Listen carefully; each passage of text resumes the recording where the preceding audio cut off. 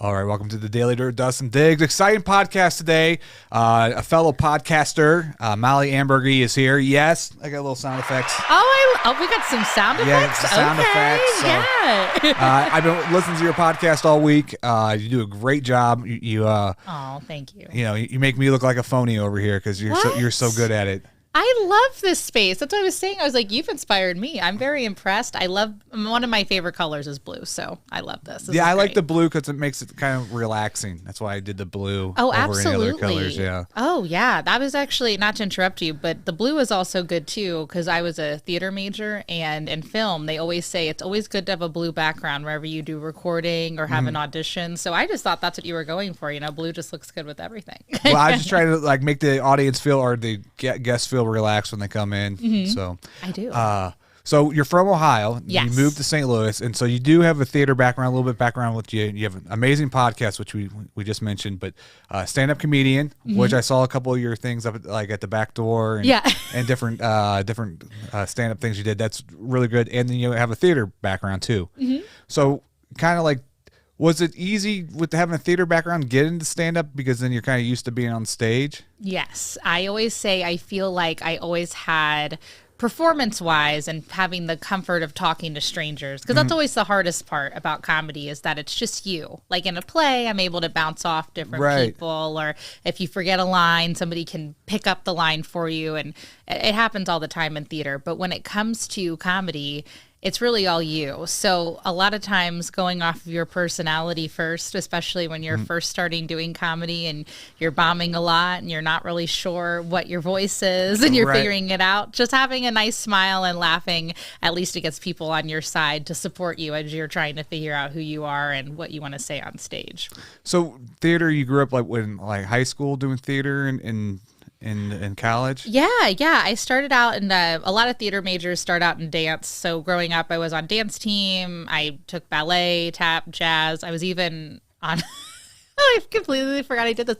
I was on a clogging team for a minute too. What's a clogging? So it's oh my gosh. Is that with the shoes? Oh yeah, you've got these white shoes with these double taps on them, and yeah, if you just look up clogging, anybody who's listening to this, they'll be like, oh my gosh, but.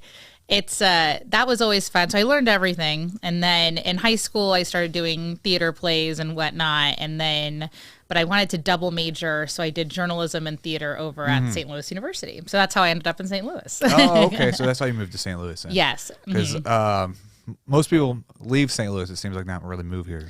Oh, yeah. Well, that's what's so people, you're not the only one to say that. Well, I moved back here. I went to school here, worked here in theater, a bunch of theater companies around the area for a while because I also did stage management. I had a really cool assistant stage manager gig out of college at the Shakespeare Festival, St. Louis. Okay, yeah. I know some people in that. Yeah, they did Shakespeare in the Street. So Tom Martin, shout out to him. I got a cool job doing that, and I loved that. And I did that for Slightly Askew Theater as well. And then eventually I ran Good People Theater for 5 years. So I started it here in St. Louis, and then I moved back to Cincinnati for a couple of years just because I wanted to go be closer to my family and whatnot. Right. And I was like, where should I move back to? And I had thought about New York or LA or Chicago. And the thing is, I was like, well, let me just go back to St. Louis for a little bit because I always had a good following there for my theater and things like that. But I'm really glad that I did because that's how I fell into comedy. So,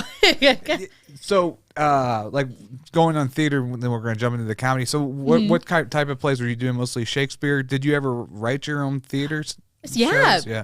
Oh my gosh, it's like you've known my whole life. I love this. I only stalked you today just for a couple hours before you got here. I promise. Oh no, I'm so impressed. It's always good when you're in an interview and somebody can read your mind really well like that. When I was 22, I produced a play called Old Wounds, and I wrote it over Christmas break at home. I know, I was like, oh my, Christmas break at home with my parents. And I remember I had our little dachshund at the time, Rudy, was sitting next to me. And I know it sounds so prestigious, but it's really not. I was in sweatpants from 1997, just sitting here writing a show. And I came back and produced it, and one of my best friends, her name is Kara Barisi Chandler. She's very talented. She's been in all my shows, but she starred in the first one. And I always like to do unique shows. So the first one I produced was actually in the Moonrise Hotel in the loop. Yeah. Okay. So people like came in, all my friends volunteered as my ushers, and people came in, and you would take the elevator up to the Betty Grable suite. It only sat 20 people. I had to bring in folding chairs, but it was really cool. People were like on the very, pre-COVID times, people were like on sides. Back when we got close to each other, yes. Oh, yeah. People were on top of each other like it was no one's business, but it was the coolest. It was Valentine's Day weekend, and the play's about a breakup. So it was, whatever you were at. So you wrote this play, and it was you said it was about a breakup. So did you have that itch to like create something that's your own? Because I used to do theater and do things like that when I was a kid. Okay. But like I always like to tell my own stories, and that's kind of like how I got into podcasting. Because even though I'm asking the questions, I'm helping tell a story to the audience that's listening. So did you have that kind of itch that you want to like tell your own story when doing the theater, writing this play? Yes, that's such a good way of like describing podcasting too. So I love that. That's awesome.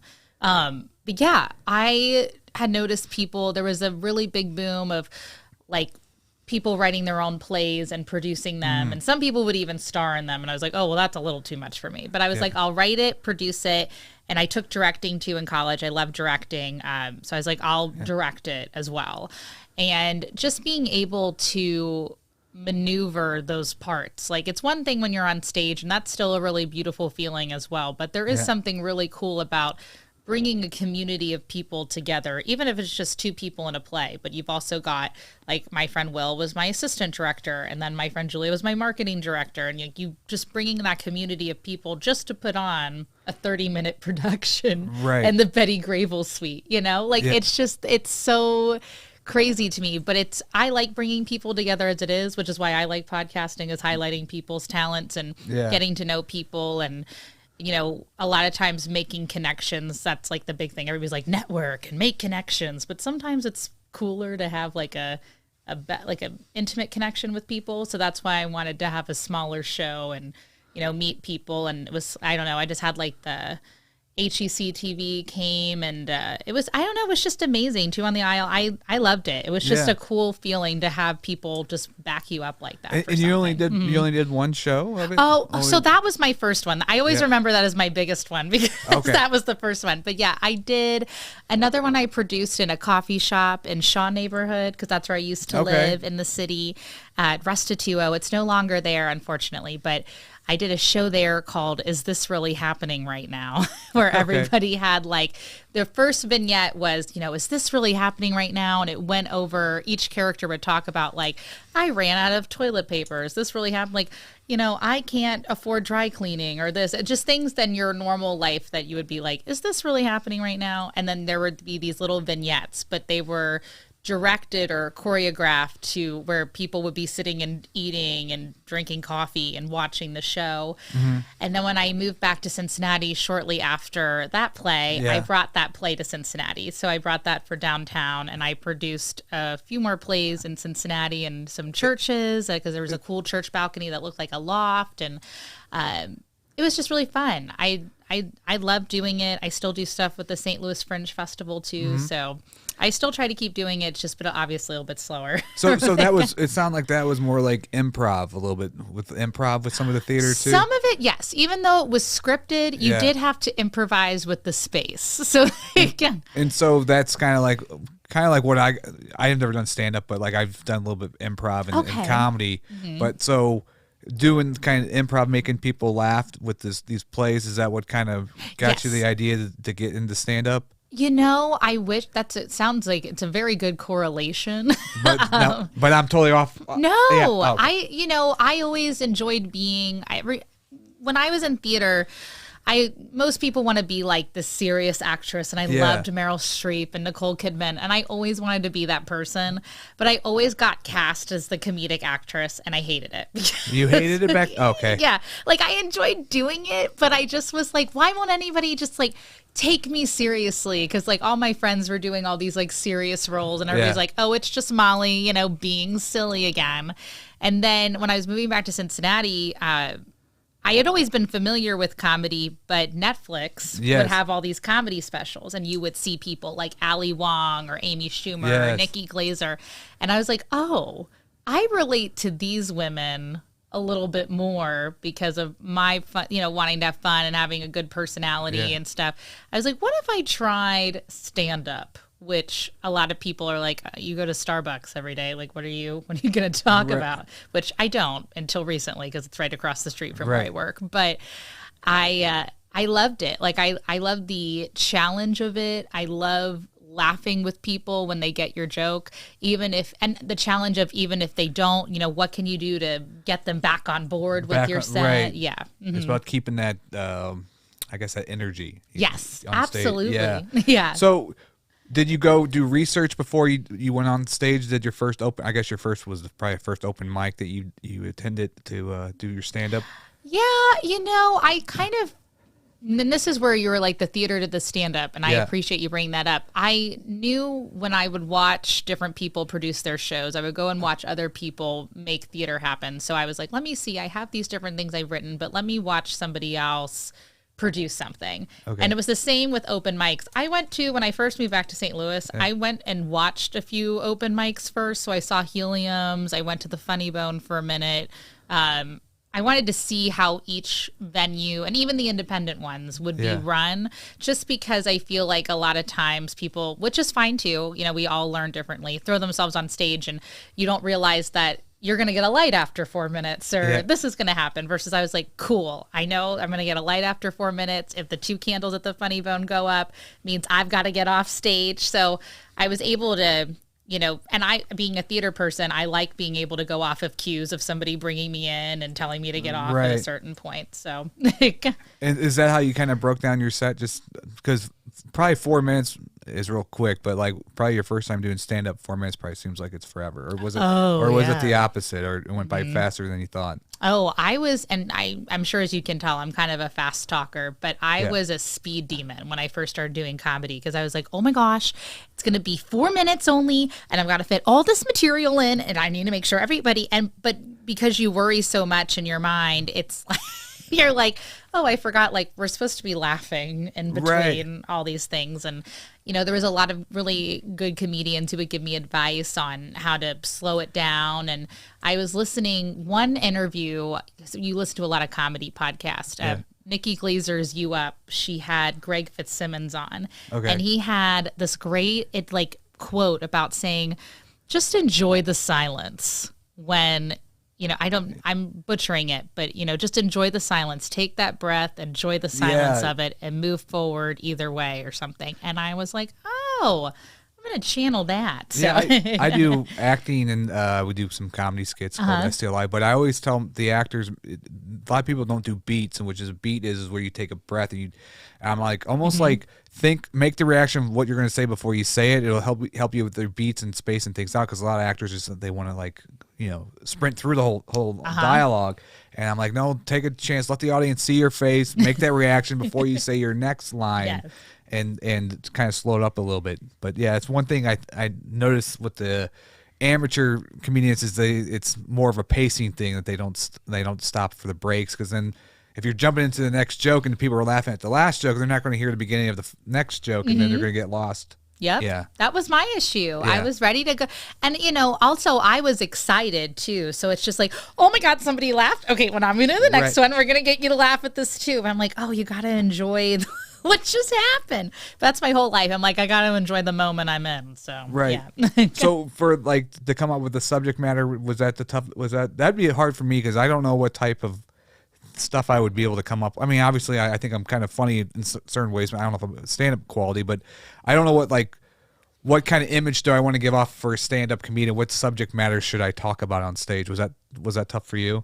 Yeah, no, that's again, it was kind of what I was saying. It's when you're trying to find your voice, because when I first started, it's been like 5 years, and I'm 31 now. So I was like maybe 25, 26 years old when I first started officially going to mics and trying to do stand up. And when back then, I didn't have a house, I wasn't married, and so a lot of things I would talk about would be like, oh, and dating, am I right? It stinks. So, the same shit that everybody talks about. And, I would use that, and then I try to talk about my family. I'm Italian, so what Italians love to do is tell everybody else that they're Italian. So I would talk about that a lot, and I was just like, but eventually, as you start doing it, it's weird. It's like you have this comedy brain where you start really finding the funny in life. Like that's why I have it on my Instagram, like on a regular basis. I always did anyway, but it's amazing. You're like, oh, well, that could be a bit, and this could be a bit, and you start kind of gathering what you as a person find funny and what you're passionate about putting a punchline in. And there's a bit I've been doing for 3 years that I keep rewriting and changing around and stuff like that. But basically to just say, like, it does take time. And I feel like I found what I want to talk about more often now. But there are many times, too, where I was sitting today, I was like, oh, that's a little bit of a darker joke for something I would have wanted to do, but I put it in my book, and I was like, maybe I'll try it out. I don't know. Would that depend on the audience that you're in front of? Because obviously you probably kind of, I don't think you should always cater to the audience. You should be true to yourself when you're doing stand-up, but I'm sure if there's a crowd that might get if it's a darker type of crowd, it might be easier to do the darker jokes than if you're doing like at a church or something, right? Of course. Yeah. Right. Yeah. I'm mostly a clean comic, as I'm sure you've probably seen with my stuff. And I loved it. I always loved Jim Gaffigan growing up too. Yes. So I just watched his new special on Netflix. I did too. I love him. Just love him.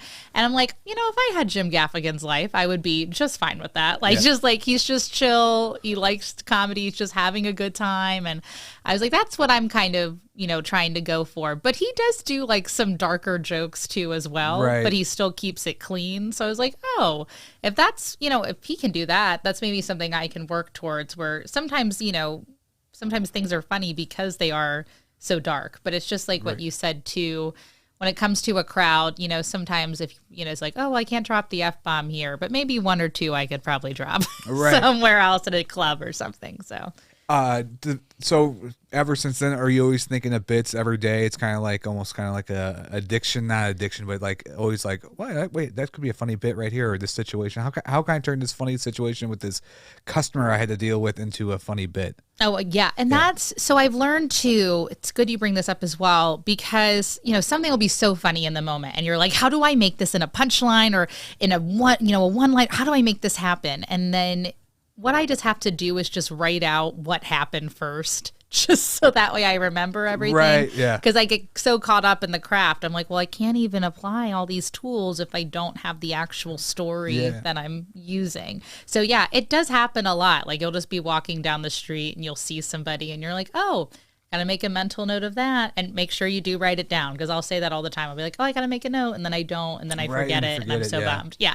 Yeah, me and my friend Ben Vogt, we come up with like comedy ideas or whatever, and then like we're all, we do like a writers group or whatever, but then we all have these great ideas, but nobody writes it down, so then next week or next month we meet and we're like, oh, what was that one thing we were talking about? And then we forget. Yep. So it's always important to write it down. Yes. Yeah. If anybody gets anything out of this interview, just write it down, no matter what it is. Right. It could be your grocery list. Just write it down.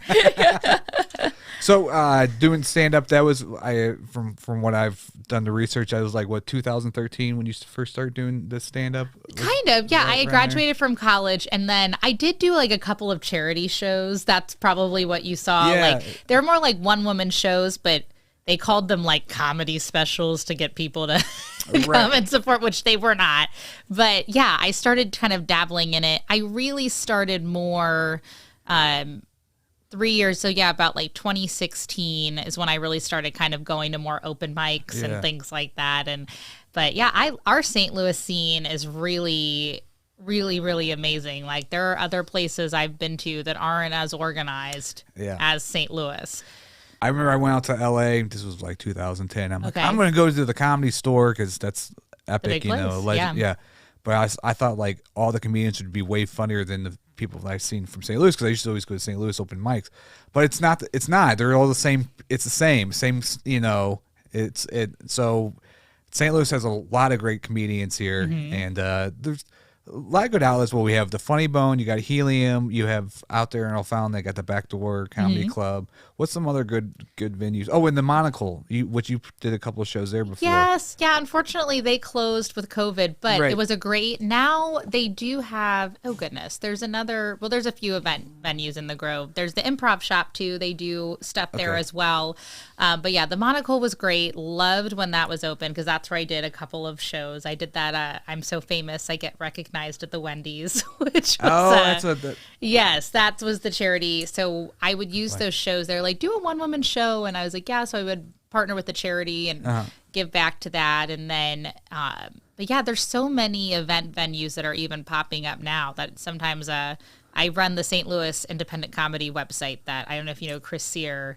He used to. I heard that name before. Yeah. Yeah, that's his baby. He really gave me the whole template. Like everybody's like, oh, thank you so much for updating it and stuff. But he really just gave me the tools. He's like, here it is. Just run it. We can pull it. Oh yeah, stlouiscomedy.com. It has all the open mics and showcases in the area, and then where to go on if you want to look up like, hey, I'm coming to St. Louis, or if you join the STL Comedians group, it talks about. So yeah, so there's a bunch of open mics that are happening.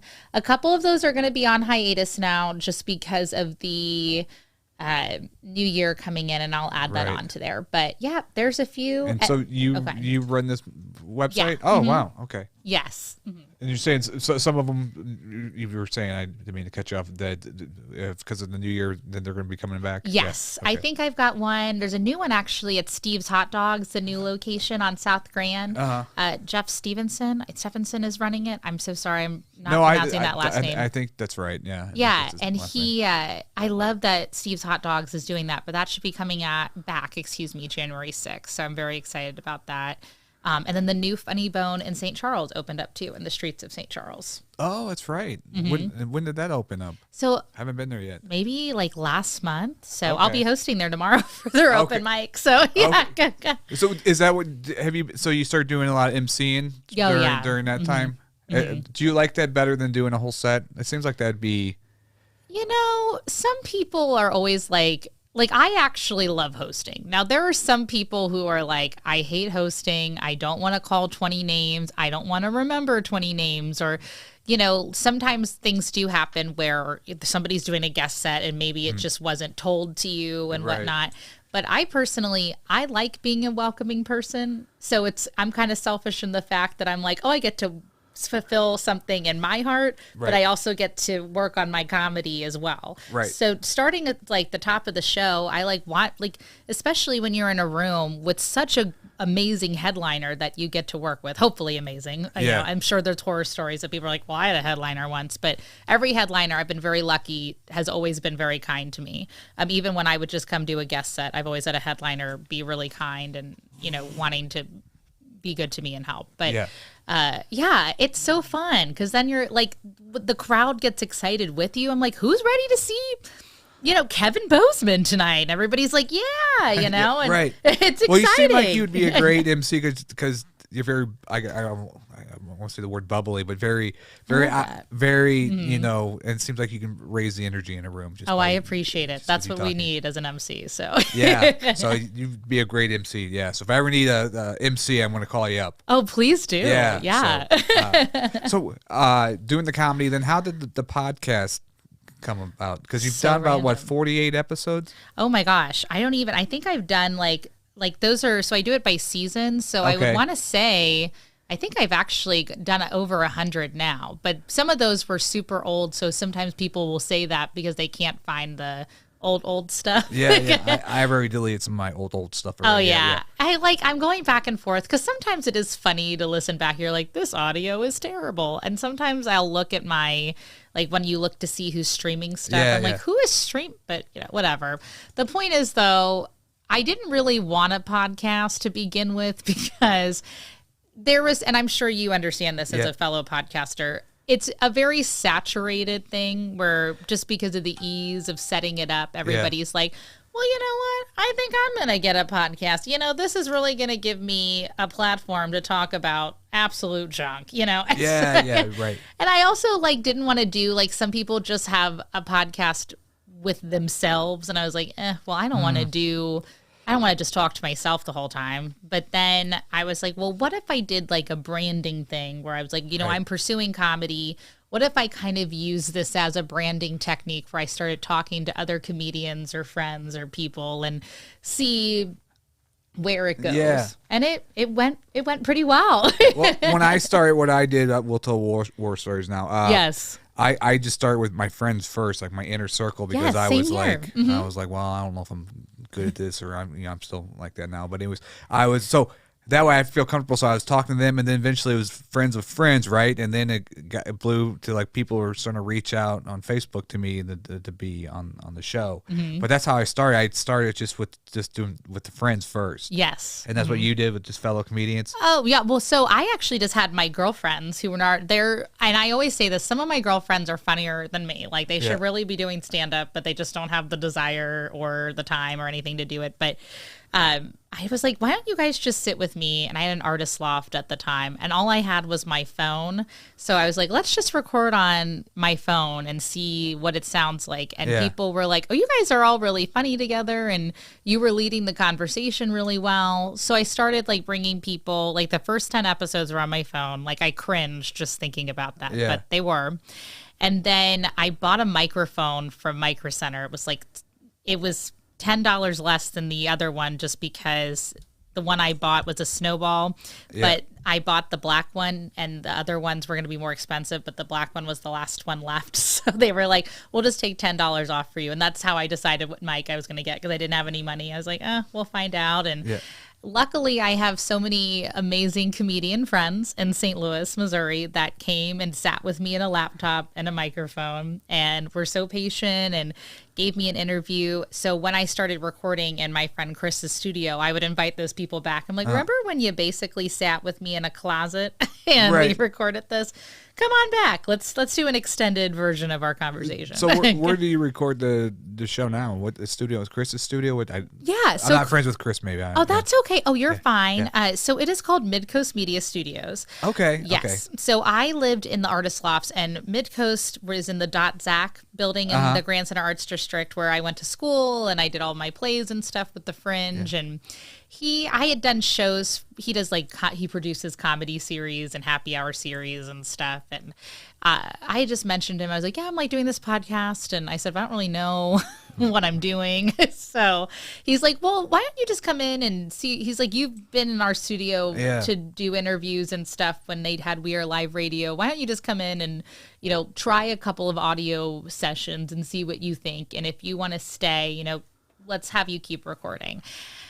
And then ever since, I've had sponsors, and I've tried to keep it going and whatnot. And when the pandemic hit, I talked to Chris about it, and we got it on YouTube. And so basically there's like a tech person that runs everything for me. And then I just get sent all the video footage, so I can make all my own clips, which is where that communications major comes in. So I learned, which by the way, you don't have to be a communications major. It just helped that I used to take Final Cut Pro, because I was like, oh no, I'm not as intimidated. But I love it though. It's so fun to be able to meet people, and then then it draws us to me, because it's like other podcasters are like, oh well, I podcast, let's have a conversation. So I'm always nervous having the podcasters on, because then it's like it makes them, I don't know, it's easier to have just like musicians that never been on it's easy to have somebody that's never been on a podcast before, because it makes it, because if I'm not good, then they don't know better. Oh my gosh. No, I said, this is amazing. No, I know. Yeah. No, but I'm saying, so when you get the other podcasters, but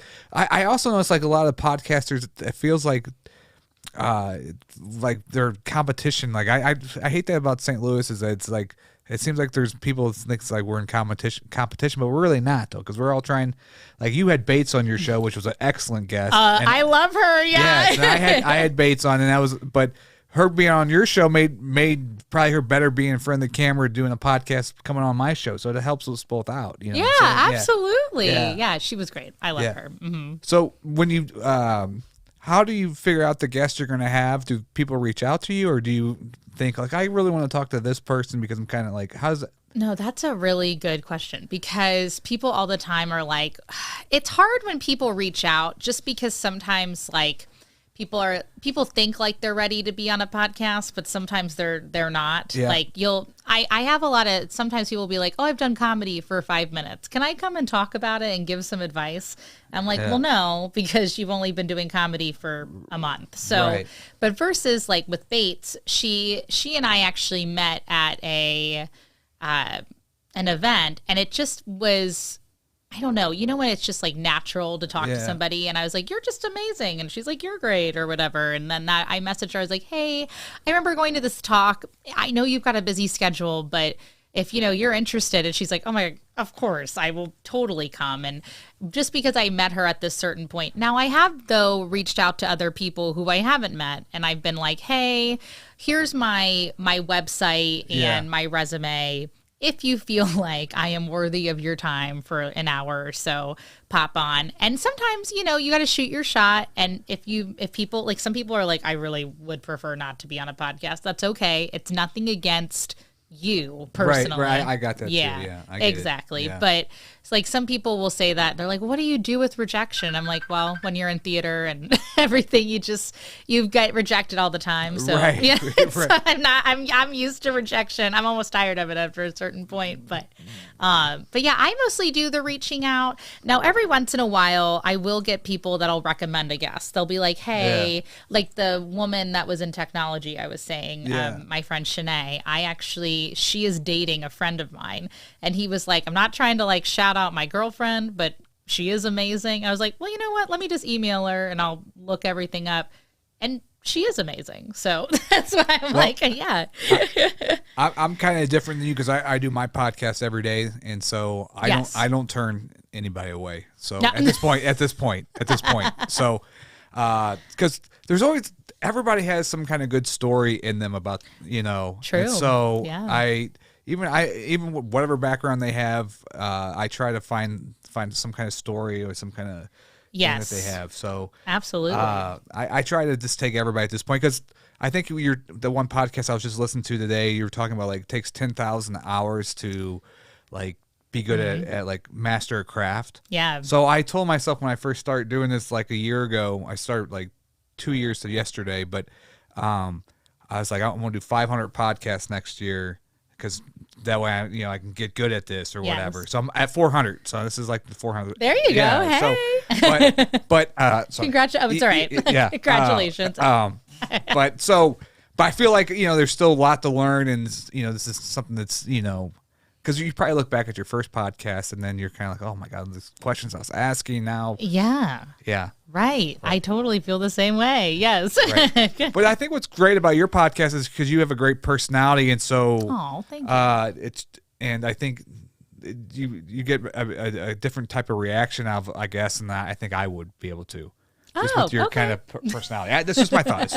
Okay. Yeah. No, maybe that's true. Who knows? Yeah. So, but talk about like what's some of your favorite guests that you've had, and like do you ever have like a guest you kind of like pinch yourself like, oh my God, I can't believe this person. Like we had a guy come on like a couple weeks ago that was from 104.1, and I'm like, I can't believe the guy from the radio who's coming to my house to be in my basement to but he's he's saying everybody likes the show and things like that. So do you have guests like that you pinch yourself like, I can't believe I'm talking to this person? Oh, absolutely. Yeah. Like if you want to, like, for example, Helium Comedy Club in St. Louis, I've interviewed a couple of people. I interviewed Tony Roberts, was kind of one of those pinch me moments because I had always loved him on BET and TV.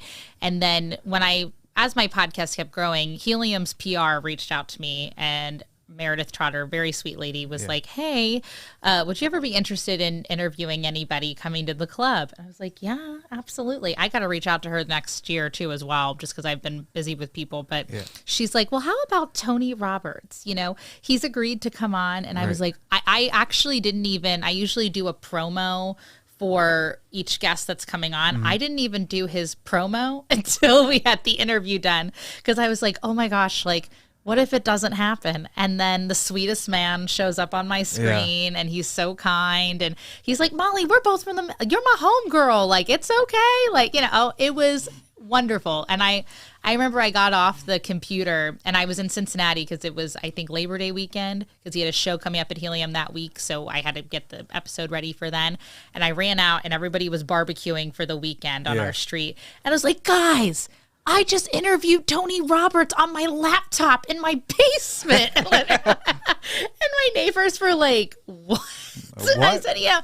They were like, that guy, the comedian. I was like, yes. Like, I talked to him. It was really him. And oh, that was really cool. And then Mike Kaplan. I don't know if you're familiar with him. I saw clips of that one. Yeah. Yes. I think we actually. Yeah. I don't know if it's on my website, but yeah, on my, some of these are just, this, I got to update my website too. But he was a wonderful, wonderful guest. And he actually asked to be on again. And I've, just having like a nice friendship with somebody where I feel like if I saw him in person, which I have, so I don't even know why I said that, I can approach him and give him a hug. And we my boyfriend and I went to go see his show, and it's just having those kind of people, super, super kind. And then radio, my friend Tori, I've watched a lot of Christmas movies lately, so I'm thinking of Tori Spelling, who I wish was also my friend. But Tony Roper, she used to DJ on Z1077. Yeah, I think that one's on there, right? Yes, that one's up on the top too. And I asked her, I was like, again, I know you're really busy, but could you be on my podcast? There she is in her cute little headphones. Right. That's her headshot. So I was like, I just adore her, and she's just in her, because she's living in Springfield, Illinois now. So we did a little virtual chat, and she was a great guest, and she talked about radio, and it was wonderful. Yeah.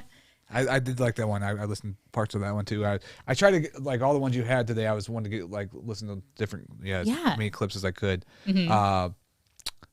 That's great. So you're okay. The audience here. So podcast. So what do you have coming up for the next year? Oh my gosh. So great question.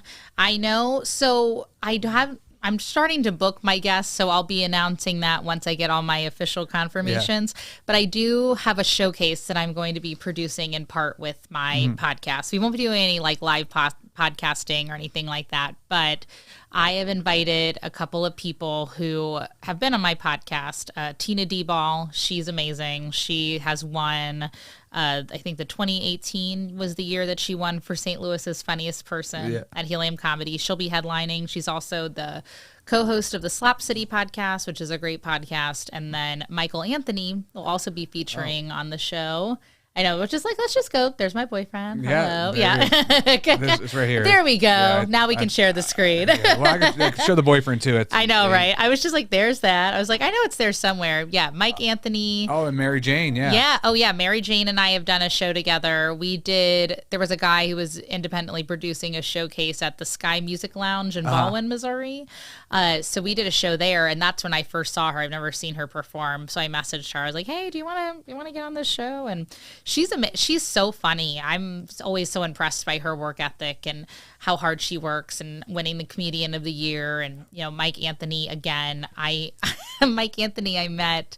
I just adore him as a comedian and also as a person. Like he just has this like wonderful, vivacious energy, and that's why I wanted to have him on this show. And he actually put my parents in some stand-up material while we were at the Helium competition. They were trying to get all the votes in. And so I was just like, oh, if he can do that with them, he can do this with anybody. But yeah. He was on TMZ, and then I know him from back in the day that he was in a rap group called KRT. I did their music videos back in the day. Oh, get out! Yeah, and I was in one of them back in the day. So stop it. It's on there. It's online somewhere out there on YouTube. You can find it. But oh my gosh! But small world. So it is a small world. And Mary Jane, she did the STL Live with us. We did the comedy skits, and so Mary Jane was a part of that as well. And so she's super talented. Yeah. I love her. Yeah. Mm-hmm. What's some other great comedians? Nick Kuvar was a great comedian in St. Louis. Mm-hmm. What's some other great ones that you've kind of worked with? Oh my gosh. Well, I feel like there's just such a big list. I got to interview Rafe Williams on this podcast. Mm-hmm. He was one of my guests during the pandemic. We did a big live stream with him, and it was one of the most viewed live streams I've ever had. And I was so impressed because I didn't get to see his live recording of the Young Grandpa comedy album that he has out. So I listened to it, and I was just so happy listening to it. And it's also a beautiful thing to see somebody who is deserving of success succeeding. So just hearing his album and knowing that it was successful, and having Tina D-Ball and Bobby Jaycox, who's also a great comedian, open for that, was a really beautiful thing. So I was really happy that he came on, and I got to interview him about his life, and that was really wonderful. I don't know if you know Sean Don. Yeah, it sounds familiar. I'm sure I met him somewhere, but yeah. Oh yeah, well he's another good friend of mine. I mean, I always am like, oh, they're my friends, but yeah, he's a friend of mine. Love him to death. He and I had a lot of fun. He came in when things were really on lockdown, so we're just like casually venting about 2020, and yeah. I think he was like, do you just want to have some whiskey like during the recording? And I was like, I mean, yeah, let's do it. So we're just sitting and we're like keeping it real. And I always think he always is stellar on stage. He makes me laugh every time he's on. I never falter not laughing. The same with Michael Anthony. And then, how could I forget Reggie Edwards? So AKA the GOAT. Yeah, he was a great guest. I actually didn't know him when he lived in St. Louis, but when he moved back from New York during the pandemic, that's where we met. We actually met doing karaoke to Destiny's Child, which is a whole other story. But yeah, he's got a comedy album out and a rap album, and he's traveled all over and is doing great things. So I think that's just the thing. Like, I could go on about the comedians in St. Louis, but just having access to talk with people who do such amazing work and do such great stuff. It's amazing. And it's in St. Louis, Missouri. That's the best part. Right. People are like, why do you love St. Louis? I'm like, well, look around. We have all these talented people. Like, there's we've got a self-starter in here, and now you're making all this stuff. That's amazing. Yeah. Oh, thank you. Well, I could ramble on and on. I'm so sorry. Have you I mean, you've done stand-up in St. Louis. Have you went back to Ohio and tried to stand up there? I know you did your theater, but... Yes. How did it go? How did it go? Yes. So, well, my friend Spark Tabor, he had a couple of years ago, he had maybe it was 3 years ago now that I think about it, but he had a welcome back show. It was where all the people who were coming into town for Christmas were going to perform. So I got to perform at a lovely club. It was like one of my favorite shows. It was a Christmas show. It was at Go Bananas Comedy Club there.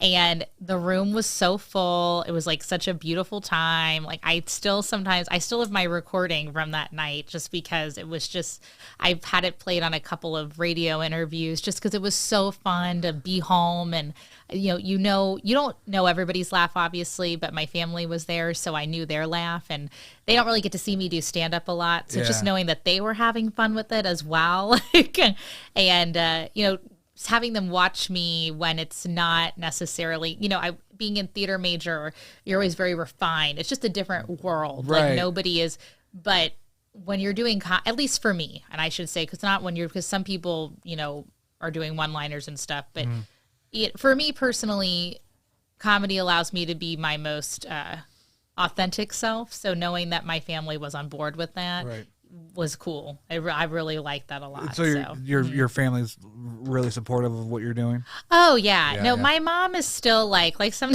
My mom's a very blunt Italian lady, and she's like, she'll always be like, well, I don't know if I necessarily cared for the material, but it was written and delivered well, so that's why the audience liked it or something. She goes, but for me, I don't know if I would necessarily want to brag about taking Plan B. I saw that bit, Yeah. But she'll never, like I told her, I was like, I have a show coming up in Cape Girardeau for New Year's Eve. And she's like, well, where is that? 'Cause she's from Cincinnati. She's like, where is Cape? And I'm like, oh, it's about like 2 hours from here. And she's like, well, as long as they're good to my daughter, that's all that matters. Like they're very lucky to have you. I'm like, oh my gosh, what? Do you go into those comedy competitions? Because I know Mary and then Tenario and those guys from the Black Pack, they do these comedy kind of, I guess they're comedy. They go to Arkansas and different places, and they're comedy competitions. Yeah. Have you done things like that? Yeah. So, well, I mostly have done them here. I've seen at the Looney Bin in Arkansas, and I wanted to do. They had a lady one that there was like all ladies. Yeah. But unfortunately, for both of those competitions, I already had shows that were booked. So I kept seeing them being shown in the STL comedians group. I was like, oh, I want to try it, but. Yeah, I've done the Helium competition here. The Funny Bone used to have a competition prior to the pandemic as well. And actually, I like those too because even if, let's say you don't win, like obviously we all want to work to that point where we could get a credit like that or whatnot. Right. But I really enjoy the momentum of it, of like going and doing something, because then it's the same like if you were on Last Comic Standing, everybody's competing for who's going to be the last one. So for me, I enjoy the atmosphere of it, and it is really cool to see who in the scene relates to who and what they deliver, and it's very much a learning experience. That's what I take out of it. So well, it's real subjective too. I mean, it could be that your material is not for that audience. You know, absolutely. Or all your friends weren't there that day, and the audience too. I mean, sometimes it's the kind of a popularity contest with some of these competitions. Sure. Right. You know, it seems like you would be great. Have you ever wanted to get into like acting on film? Have you acted like on like skits or anything? Like I would love to. Everything like I said, I had Rob Durham on, who's a great comedian as well, and he was talking about writing a screenplay. And I've been wanting to write a screenplay for like months. But of course, I have a day job as well, and then with mics and stand up and things like that, like you're like, oh, I want to take that improv class, but it falls on the day that I usually go to the Thursday mic here or something, so just trying to fit it all in. But that is one of my goals of 2022, is that I would really love, I keep watching all these people do sketch work where they write a sketch and they film it. And I'm like, that's like my dream. I'd love to do that. So now I just kind of have to figure out how to execute it and see how it works. I have some connections. We do comedy skits here on the network. Yeah. So we did the STL Live, which was in front of a live audience, but then we also do like post productions where it's edited, kind of fun, like videos like that. So, sure, absolutely. So what type of characters could you play? Well, would you want to play? Like what? I mean, do you have like characters in mind that if like would you be more like a character actor kind of person? I guess I'm trying to say.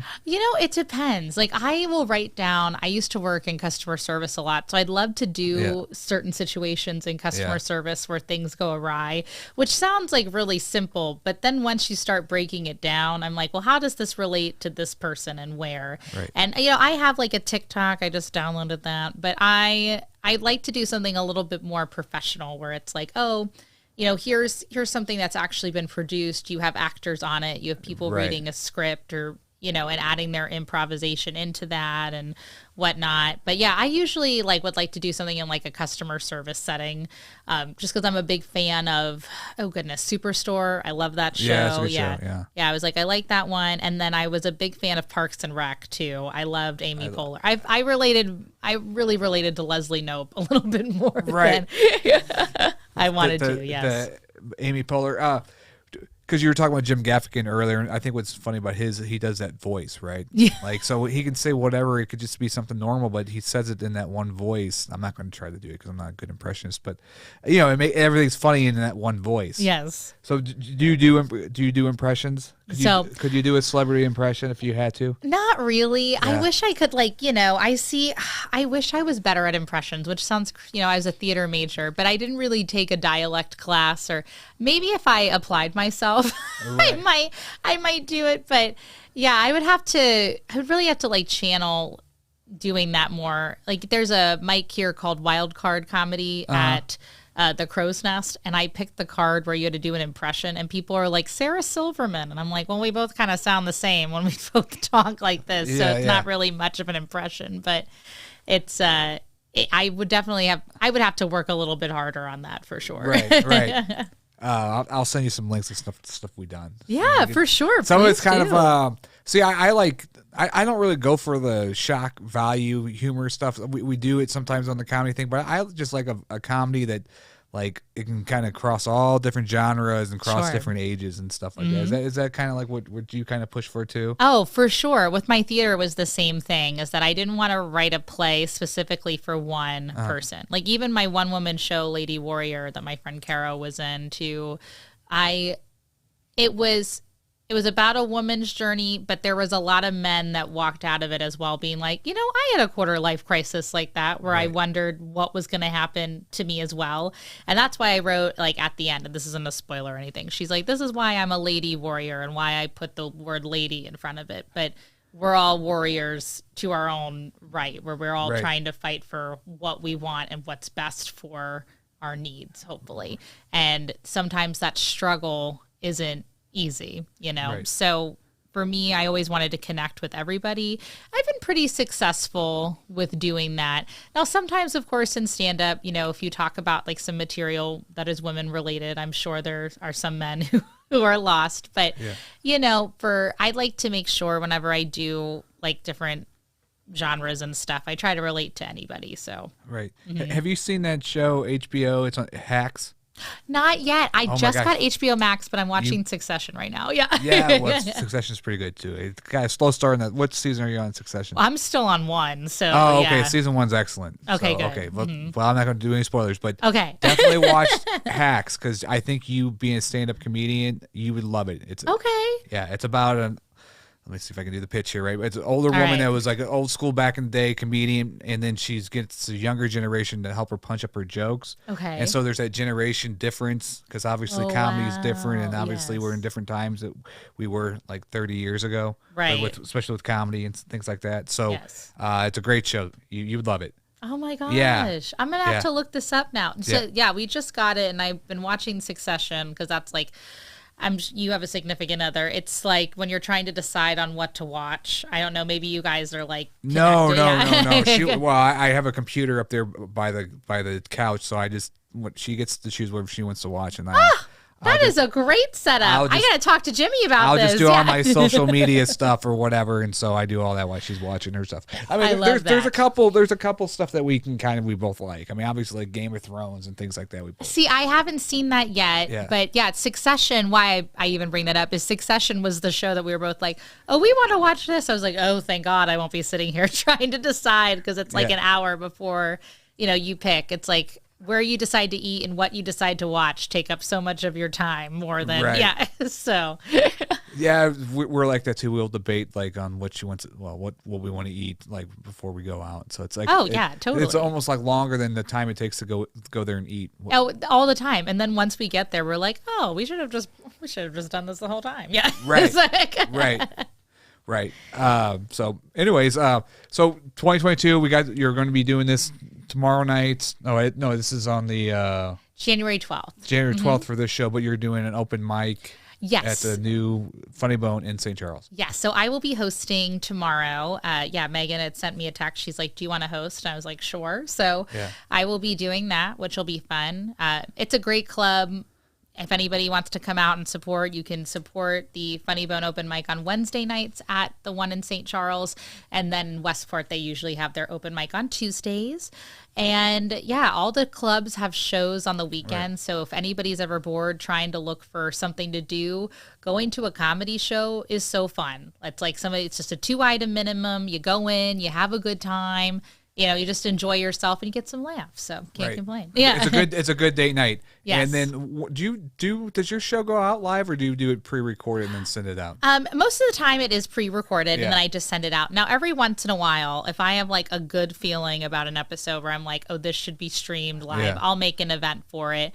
Like that's what I did when Mike Kaplan and I first did our interview. I was like, we're gonna make this live. It's done. Right. And then on occasion, JC Sabala, another great comedian, I had him go live with me too because he was talking about hecklers on stage and giving some really sound comedy advice. I felt like people who would be listening to the podcast to get that advice, I was like, well, we'll just stream it everywhere. What's one of the things that you can share, like the handle heckler? Oh my gosh. Well, again, I'm probably going to butcher everything that he said, but he was fantastic. That's why I wanted to have him on because he is a pro at like handling.